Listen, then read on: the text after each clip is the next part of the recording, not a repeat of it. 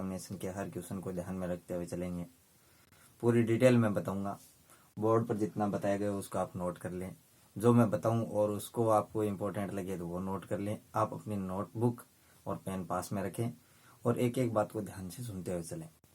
ठीक है बच्चों, तो हम साइंस के सारे चैप्टरों को पढ़ेंगे एक एक करके। हम आज सबसे पहले फर्स्ट चैप्टर से शुरुआत करेंगे, भोजन एवं मानव स्वास्थ्य से। ठीक है, आप इस बात को ध्यान में रखना। रोजाना हर रोज जैसे ही पढ़ते जाएंगे तो लगभग 2 महीने में अपना सिलेबस कंप्लीट कर लेंगे। 10th क्लास का बोर्ड का सिलेबस अभी कुछ से मेरे जो बच्चे हैं, पुराने जो छात्र मुझसे पढ़ते हैं, उनकी रिक्वेस्ट आई है कि सर आप हमें घर बैठे अभी पढ़ा दो। सिचुएशन ऐसी है कि स्कूल लग नहीं सकती अभी कोरोना की वजह से, लॉकडाउन जो चल रहा है। तो आप इन सब बातों को मद्देनजर रखते हुए ये कोशिश की गई है कि आपको मैं यूट्यूब के सारे पढ़ाऊं।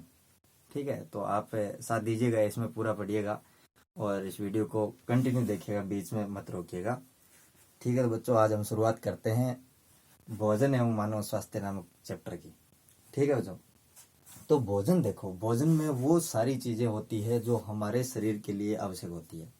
हम भोजन क्यों करते हैं, भोजन से हमें क्या क्या मिलता है और नहीं करे तो क्या हो जाता है, इन सब बातों को ध्यान में रखते हुए इस चैप्टर के अंदर जो डिटेल दी गई है उसके बारे में जानेंगे। कुछ डिटेल इस चैप्टर में नहीं दी गई है, अगले 2 नंबर चैप्टर के अंदर दी गई है, उसमें हम और दोबारा जानेंगे। पाचन तंत्र के थ्रू जो बातें आएगी उसको वहां समझेंगे, लेकिन यहाँ हम लगभग इसके बारे में बेसिक जानकारी लेते हुए चलेंगे।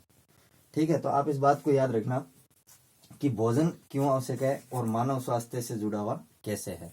जितना अच्छा हम भोजन करेंगे, जितना हाइजेनिक रखेंगे उसको संक्रमित होने से बचाएंगे तो भोजन हमारा अच्छा रहेगा और हम बीमार होने के चांस कम हो जाएंगे। ठीक है तो बच्चों, दूसरी बात, भोजन में कौन से तत्व उपलब्ध है कौन से नहीं है, उसकी वजह से भी हम बीमार हो सकते हैं। या तो कोई भोजन के अंदर कुछ बाह्य चीजें मिल जाए तो उस वजह से हम बीमार हो सकते हैं, या फिर क्या हो जाता है भोजन के अंदर जैसे किसी तत्व की कमी हो और लंबे समय तक वो कमी चले तो उस वजह से हम बीमार हो सकते हैं।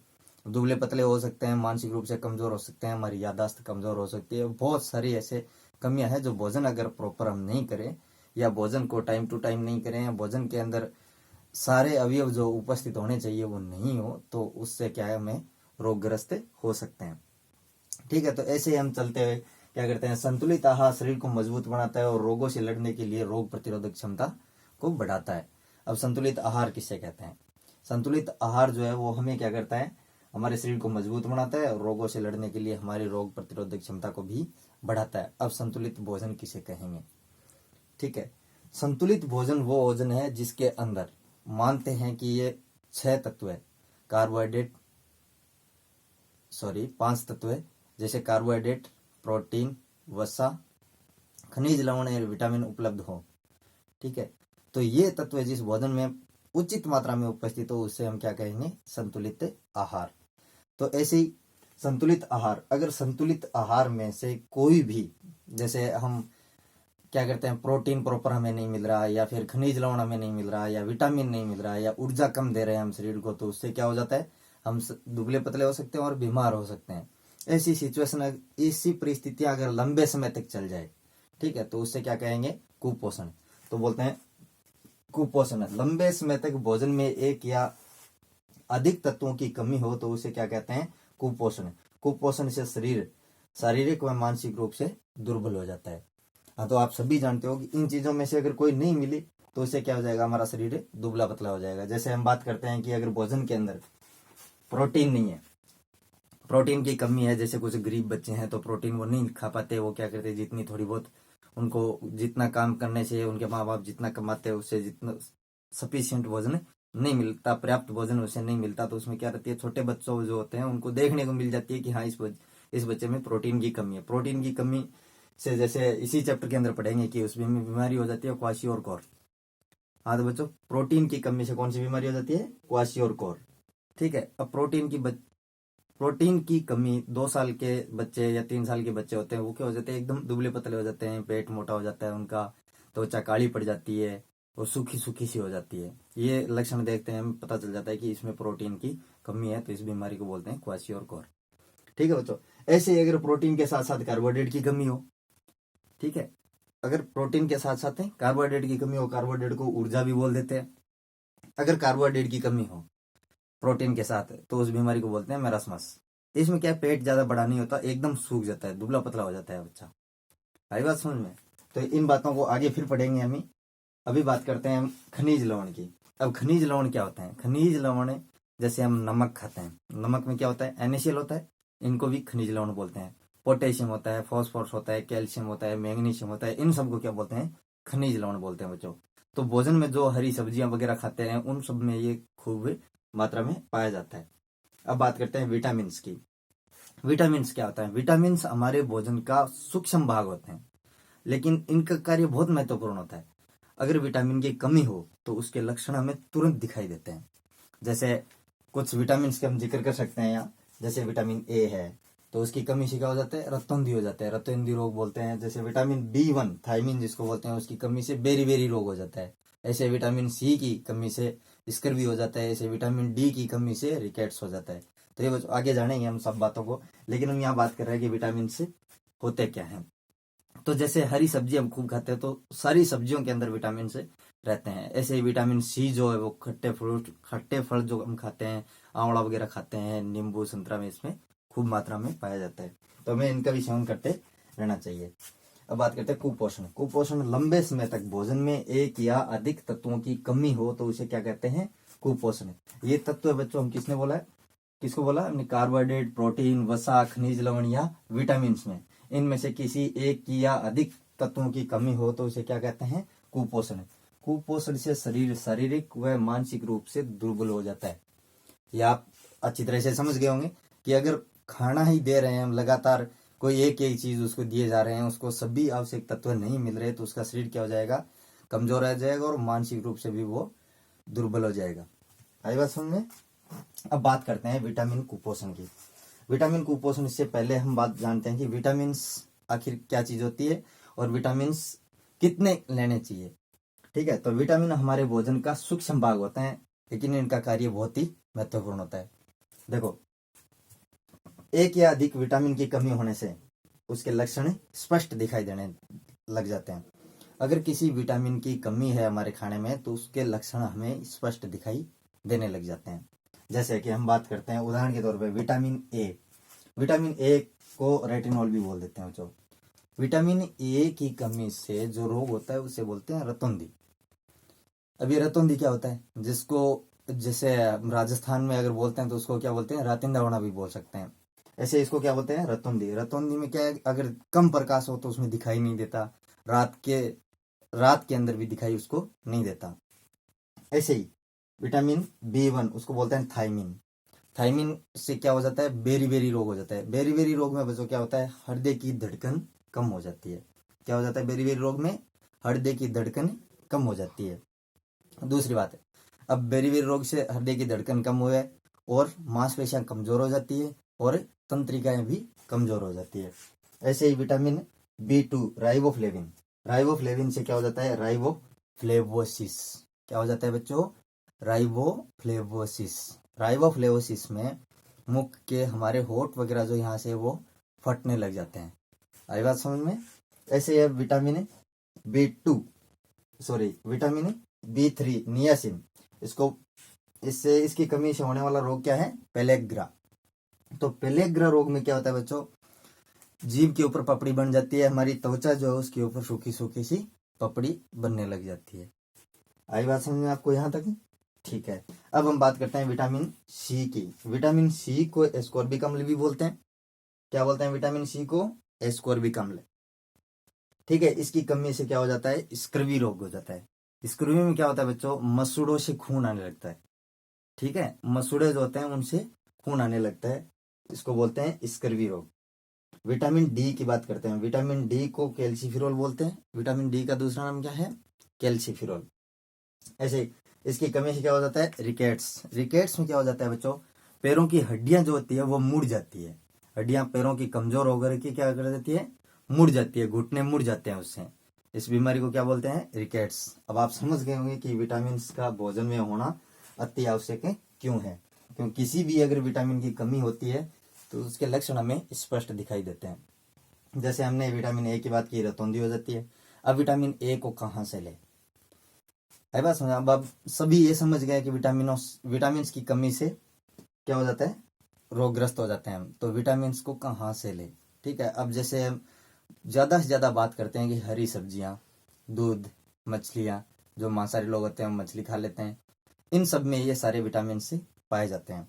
जैसे पर्टिकुलरली बात करते हैं हम किसी विटामिन ए को बोलते हैं, हरी सब्जियों में पाया जाता है अच्छे से। गाजर वगैरह होती है उसमें खूब पाया जाता है ये। आई बात समझ में आपको।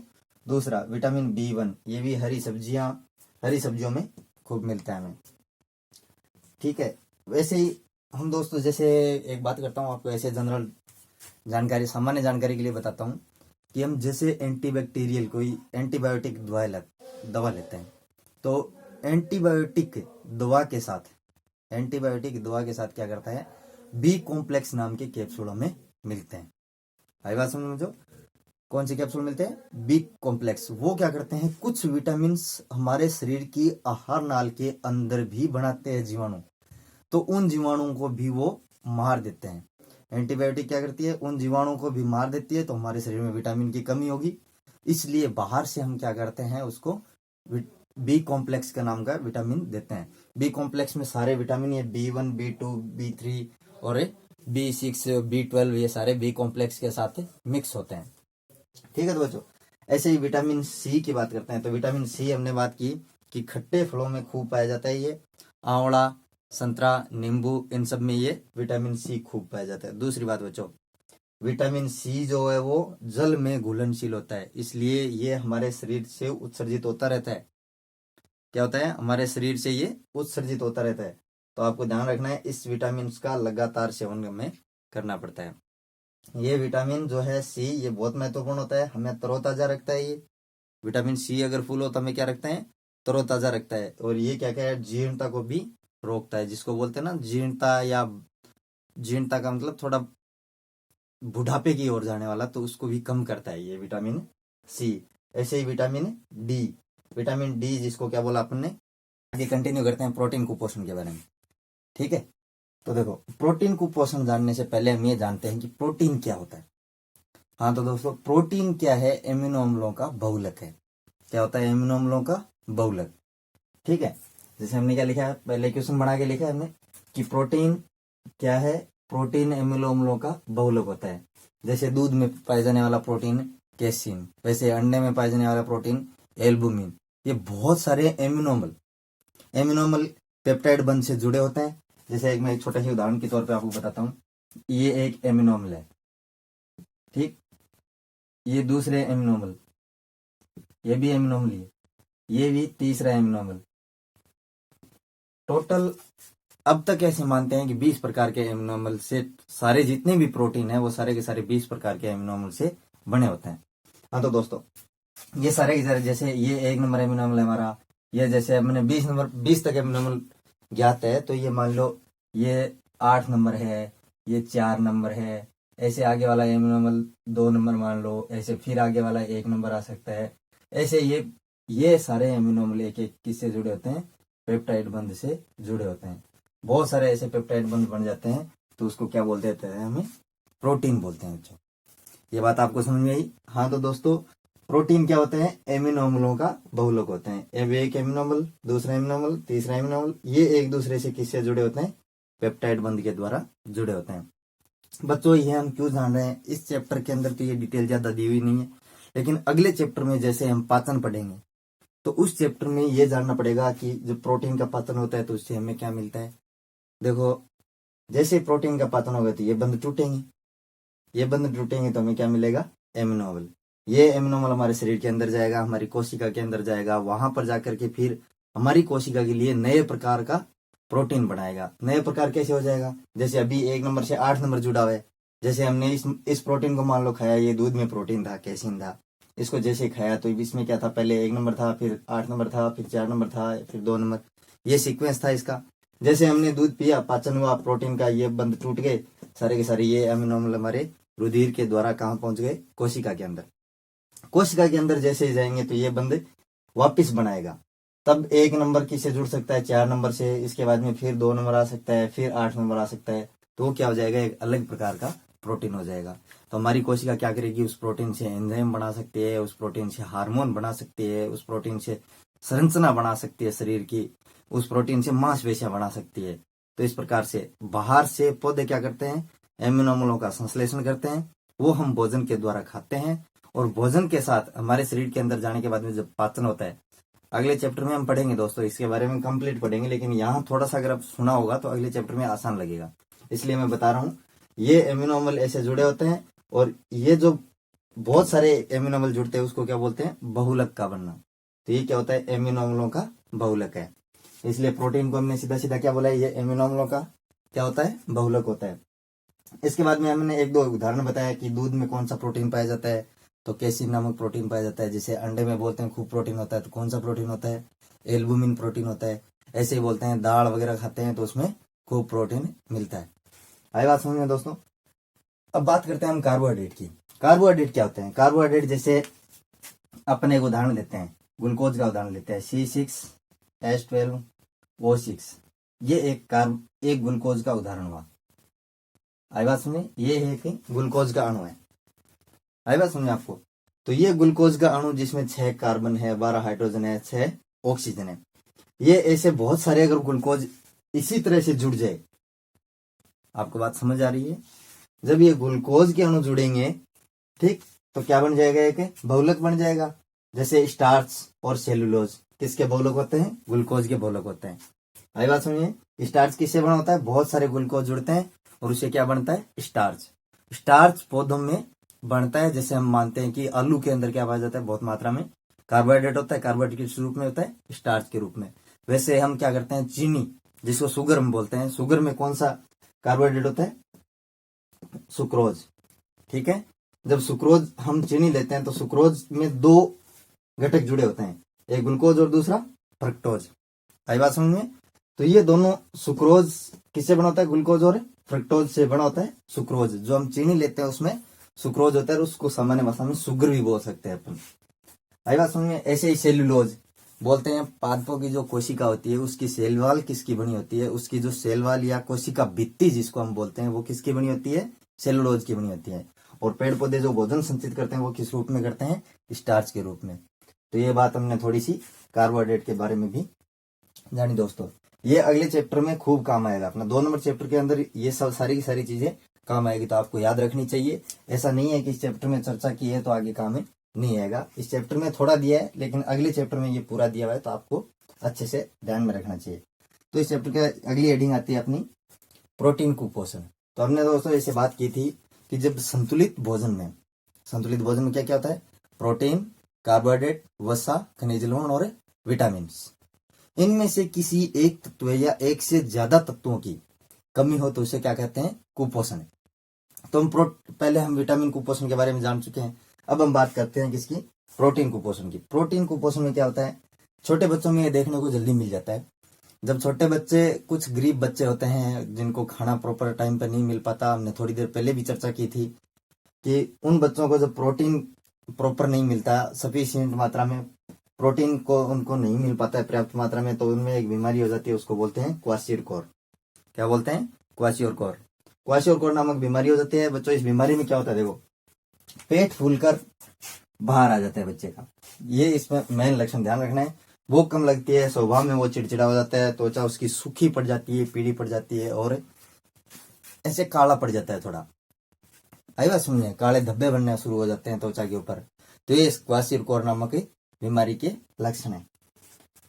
हाँ तो बच्चों, ऐसे ही प्रोटीन के साथ साथ अगर कार्बोहाइड्रेट की कमी है, जैसे वो लंबे समय तक उसको खाना दे रहे हैं, बस ऐसे ही थोड़ा बहुत दे रहे हैं जिंदा रहने के लिए इतना सा, तो उन बच्चों में क्या जाते हैं, वो सूख कर एकदम पतले बढ़ जाते हैं। 2-3 साल के बच्चे होते हैं, उनमें ये आसानी से देखने को मिल जाता है, ऑब्जर्व कर सकते हैं अपन। ठीक है, तो बच्चों उनमें क्या बोलते हैं, प्रोटीन के साथ ऊर्जा अपने पहले भी चर्चा की थी, कार्बोहाइड्रेट को अपन ऊर्जा बोल सकते हैं। प्रोटीन के साथ ऊर्जा की भी कमी होने पर जो रोग हो जाता है उसको क्या बोलते हैं, मेरस्मस रोग बोलते हैं उसको। आई बात समझ में, मेरस्मस बोलते हैं। इस रोग में क्या होता है, शरीर सूख कर दुबला हो जाता है, आंखें कांतिहीन हो जाती है, एकदम रूखी सी लगती है, उसमें चमक नहीं रहती है आंखों में, और अंदर की ओर धंस जाती है आंखें। तो बच्चों ये था मेरस्मस के बारे में। हमने जाना आज विटामिन कुपोषण है, प्रोटीन कुपोषण है, और प्रोटीन क्या होता है, कार्बोहाइड्रेट क्या होता है, इनके बारे में थोड़ा थोड़ा जाना। तो अब आगे पढ़ेंगे हम। हमने अभी जाना था प्रोटीन कुपोषण के बारे में। बच्चों अब जानते हैं हम खनिज लवण कुपोषण के बारे में। कुपोषण को इंग्लिश में माल न्यूट्रिशन बोलते हैं। हाँ तो बच्चों, ऐसे लवण जो शरीर के संचालन के लिए आवश्यक हो, उनकी अगर भोजन में कमी हो तो उसे कहते हैं खनिज लवण कुपोषण।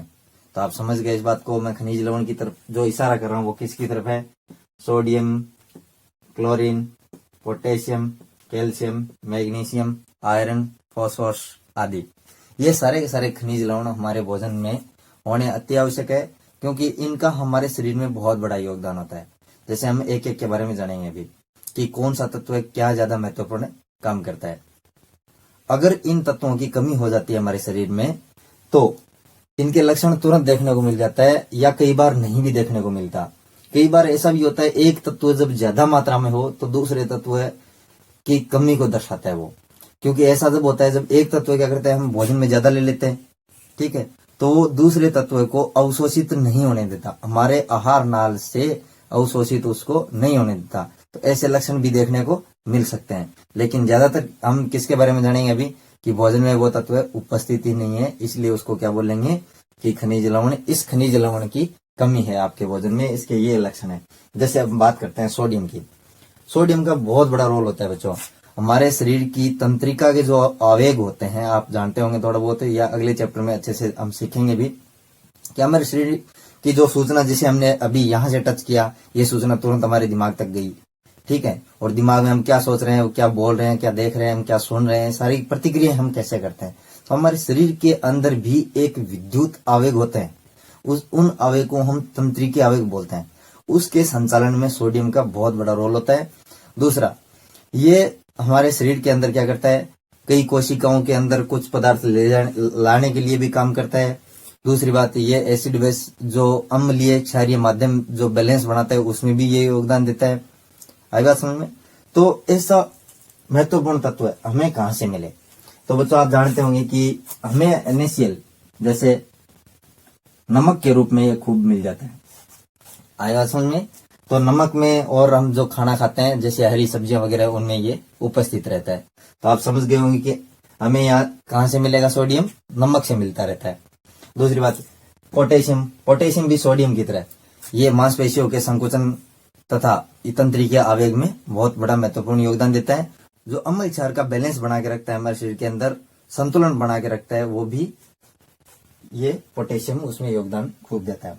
अब हम बात करते हैं कैल्शियम की। हाँ तो बच्चों, हम ये जानते हैं कि पोटेशियम कहाँ से मिलेगा हमें? जो हम खाना खाते हैं उन सब में क्या रहता है? पोटेशियम में उपस्थित रहता है। आई बात समझ में? अब बात करते हैं कैल्शियम की। कैल्शियम दूध, अंडे, मछली वगैरह खाते हैं, इनमें खूब पाया जाता है। अब कैल्शियम क्या करता है? कैल्शियम देखो, आप सीधा सा जानते हैं कि हमारी हड्डियों को, दांतों को ये क्या करता है? मजबूती प्रदान करता है।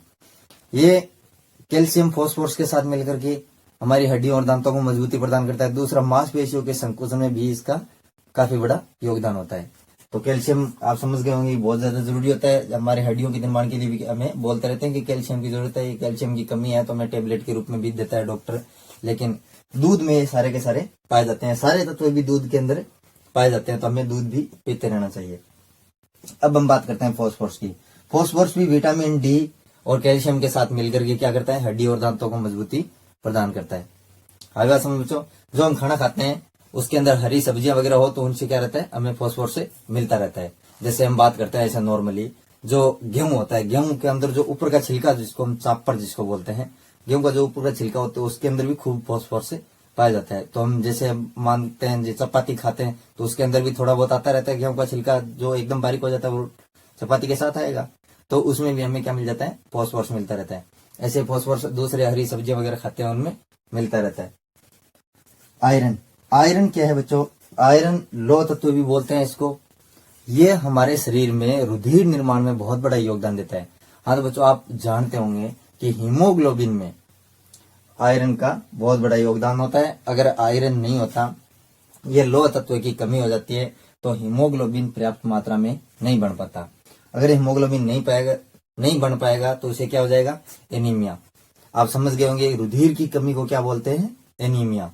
तो आप अब समझ रहे होंगे कि अगर आयरन नहीं लिया तो एनीमिया हो जाएगा, एनीमिया हो जाएगा तो शरीर वैसे भी काम में नहीं कर पाएगा। अब बात करते हैं आयोडीन की। अब ये आयोडीन क्या है? आयोडीन बच्चों नमक के साथ बोलते हैं ना, नमक जो है वो आयोडीन युक्त है। ऐसा अपना जो क्षेत्र है नॉर्मल यहाँ का, जैसे अब हम राजस्थान से हैं तो यहाँ राजस्थान का एरिया है, हरियाणा का है या पंजाब का ले लो आप, यहाँ पर आयोडीन की जो सब्जी वगैरह खाते हैं अपन, हरी सब्जी में आयोडीन हमें पर्याप्त मात्रा में मिल जाता है। लेकिन जो ढलानी पर्वतीय क्षेत्र होते हैं वहां पर क्या करता है, बारिश होती रहती है, पानी ढलान की तरफ बहता रहता है, उसके कारण आयरन जो है वो पानी के साथ घुल करके समुद्र में चला जाता है। ठीक है, तो अब क्या है, समुद्र के अंदर जाता है तो समुद्र में भी आयोडीन खूब होगा। ठीक है, तो जो समुद्री भोजन मिलते हैं उनमें भी आयोडीन पाया जाता है। अब रही बात जो पर्वत पर लोग रहते हैं, जो सब्जी वहां बोते हैं, तो आयोडीन तो जमीन के अंदर था, वो तो चला गया। अब क्या, वहां की सब्जियों में क्या रहती है, कमी रहती है आयोडीन की। वहां आयोडीन की कमी रहती है, तो आयोडीन की कमी से कौन सा रोग हो जाता है, गलगन रोग हो जाता है। आई बात समझ बच्चों, आयोडीन की कमी से कौन सा रोग हो जाता है, गलगन रोग। गलगन रोग में क्या हो जाता है, ये थायराइड ग्रंथि अपनी होती है। थायराइड ग्रंथि क्या करती है, थायरोक्सिन हार्मोन का उत्पन्न करती है। किसकी वजह से, आयोडीन की उपस्थिति में क्या बनाती है, थायरोक्सिन हार्मोन। ये थायरोक्सिन हार्मोन हमारे शरीर की उपापचय क्रियाओं में महत्वपूर्ण योगदान देता है। अब आप जान गए होंगे कि ये थायराइड ग्रंथि अपन गले में यहाँ होती है। अगर इसमें पर्याप्त मात्रा में आयोडीन नहीं मिला तो ये क्या करती है, अपना आकार बढ़ा लेती है, ताकि ये सोचे कि पूरे शरीर के अंदर खून, रक्त के अंदर जितना भी आयोडीन हो तो उसको अवशोषित करके ज्यादा से ज्यादा मात्रा में हमें थायरोक्सिन बनाए। लेकिन उसमें क्या बन जाता है, ये थायराइड ग्रंथि ये से लटक जाती है, तो उसको रोग को क्या बोलते हैं, गलगंडिया घेंगा बोल देते हैं अपन लोग। आई बात समझ बच्चों, तो ये सारी की सारी अपन सीखे इनके बारे में। अब इनके बारे में थोड़ा थोड़ा अपन को अच्छे से याद भी रखना चाहिए, जैसे सोडियम कैसे मिलता है, पोटेशियम कैसे मिलता है, इनके एक दो काम भी याद रखने हैं। जैसे मांसपेशियों के संकोचन, तंत्रिका आवेग में अच्छे से इनका योगदान होता है। कैल्शियम का क्या काम हो, दांत व हड्डियों के निर्माण में ये योगदान देता है। फास्फोरस भी दांत व हड्डियों के निर्माण में विटामिन डी के साथ मिलकर के काम करता है। वैसे आयरन के बारे में जाना कि हीमोग्लोबिन के निर्माण में इसका काम है, बहुत बड़ा होता है। आयोडीन से क्या बनता है, थायरोक्सिन हार्मोन बनता है। अगर इसकी कमी हुई तो क्या हो जाएगा, गलगंडिया घेंगा रोग हो जाएगा, जिसमें बताया आपको कि यह घड़ा जो है वो लटक कर बड़ा हो जाता है। ठीक है, आयरन की कमी से एनीमिया हो जाएगा, रुधिर की कमी हो जाएगी शरीर के अंदर, जिसको क्या बोलते हैं, एनीमिया बोलते हैं। अब बच्चों ये सारे के सारे, दूसरी बात अपन देखते हैं, दूध जो है बच्चों, दूध एक ऐसा पदार्थ है जिसके अंदर सारे पोषण तत्व पाए जाते हैं। प्रोटीन, खनिज, लवण, विटामिन और जितनी भी अपन ने कार्बोहाइड्रेट वगैरह की, वसा की सब की बातें की थी, वो सब किसमें पाए जाते हैं, दूध में। तो रोजाना 1 गिलास दूध तो लेना ही लेना चाहिए आपको अच्छे स्वास्थ्य के लिए। और ये सबसे अच्छा क्या है, न्यूट्रिशन है, ये आपका सबसे अच्छा पोषण है। बोर्ड के साथ ही साथ अभी से तैयारी करना स्टार्ट कर दो बच्चों, क्योंकि ये टाइम बहुत ही कीमती है। और जैसे इस साल का टाइम जा रहा है, आपके पास इतना अच्छा टाइम है, इतना अच्छा मौका है कि अभी से सबसे अच्छी तैयारी कर लो, आपका मुकाबला कोई नहीं कर पाएगा। हाँ, तो लाइक करिएगा, शेयर करिएगा और चैनल को सब्सक्राइब करिएगा। मैं आपका टीचर मुखराम जाखड़ विवेक क्लासेज से पढ़ा रहा हूँ। आपको समझ नहीं आए, कोई भी समस्या हो, कोई भी क्वेश्चन हो, कोई भी डाउट हो, तो उसको आप कमेंट करके जरूर बताइएगा। कमेंट में बताइएगा बच्चों, मैं अगली क्लास में मेंशन करूंगा उस बात को। कोई भी आपको दिक्कत लगे कि सर थोड़ा सा ऐसा हो, तो उसको भी आप कमेंट करके जरूर बताइएगा।